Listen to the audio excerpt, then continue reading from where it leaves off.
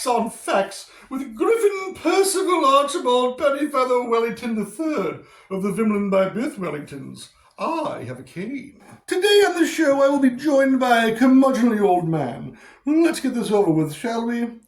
Ladies and gentlemen, it is with great disdain and a test of intestinal fortitude that I introduce to you Ambrose Phineas Boniface Cornwallis Esquire. You know that's not my name. I don't care. Why am I even here, Griffin? Old boy, I will be asking the questions, thank you. You're not welcome, you pestilent boil. Today we'll be discussing the endocrine system, that collection of organs in the human body that utilizes chemical messengers called hormones. Hormones can deliver these messages via a number of means.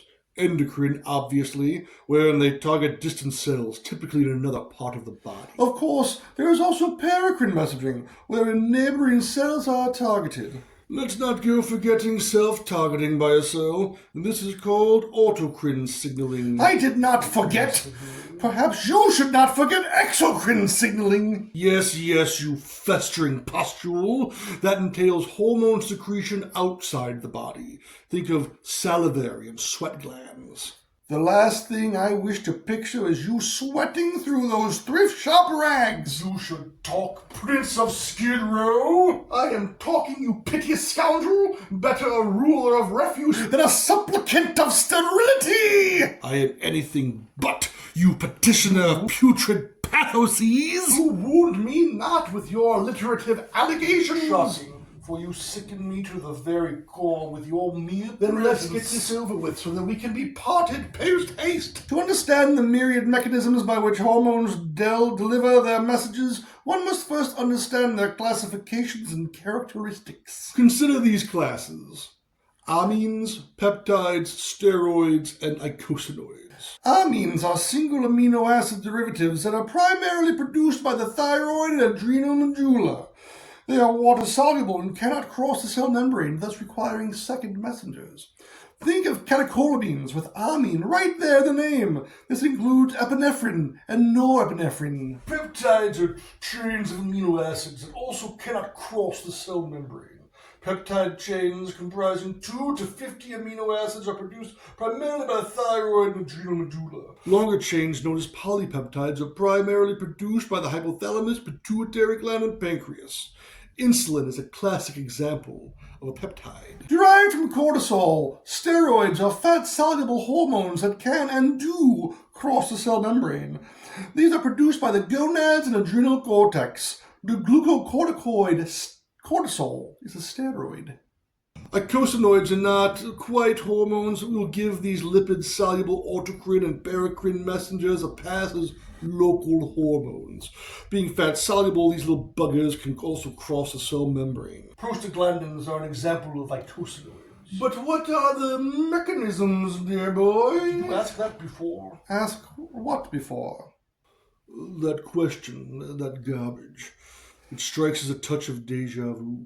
Perhaps it is only you that has been touched, you demented old coot. Why, I never, in all of my days. Shall we take this outside and trade fisticuffs like men of action?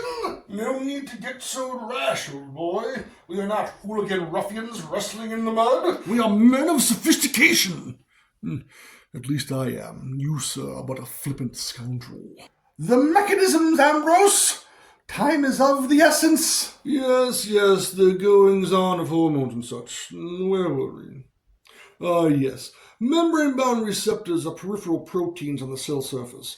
These include G-protein-coupled receptors, ion channel receptors, and enzyme-linked receptors. Water-soluble non-steroid hormones require membrane-bound receptors to amplify their signal and communicate with target cells via second messengers such as calcium ions, IP3, CAMP, DAG, and reactive oxygen species. Second messengers amplify signals by activating enzymes such as protein kinases. Can I finish? You are like a neglected child, acting out for the slightest attention. You cut me right to the quick, you insensitive cur.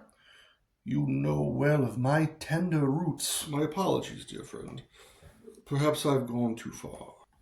Just Go on with it. Yes, well, enzymes modulate chemical reactions within the cell. These reactions subsequently increase or decrease specific activities, open particular channels, or activate specific enzymes, messengers, or processes. Intracellular receptors are integral proteins in the cell nucleus. Type 1 include androgen and progesterone receptors, whereas type 2 include retinoic acid and thyroid hormone receptors. Lipid-soluble steroid hormones enter the cytoplasm and communicate with these receptors to affect their target cells. How does the endocrine system go about regulating homeostasis? Certainly there must be feedback mechanisms in place. There most certainly are. Negative feedback mechanisms detect levels of a secreted hormone above a certain threshold that triggers repression of that hormone. Insulin is an example of a hormone that is regulated by negative feedback. As blood glucose levels rise, insulin is secreted to facilitate the entrance of glucose into the cells. As this process continues, insulin concentrations reach a predetermined threshold, inducing a reduction in insulin secretion. Positive feedback, on the other hand, detects high levels of a hormone to induce further secretion of that hormone. Estrogen is an example of one such hormone. During menstruation, circulating levels of estrogen increase. This activates further estrogen secretion. However, estrogen is also subject to negative feedback. Its concentration will only rise until such a point where levels meet some threshold that effectively turns off the positive feedback mechanism and triggers a negative feedback mechanism. All in all, the process goes from trigger to secrete to target, where communication occurs at the level of a cell nucleus, either directly or via second messenger activated by a surface receptor. The intended effect that occurs. This can include activation, deactivation, alteration, or transcription.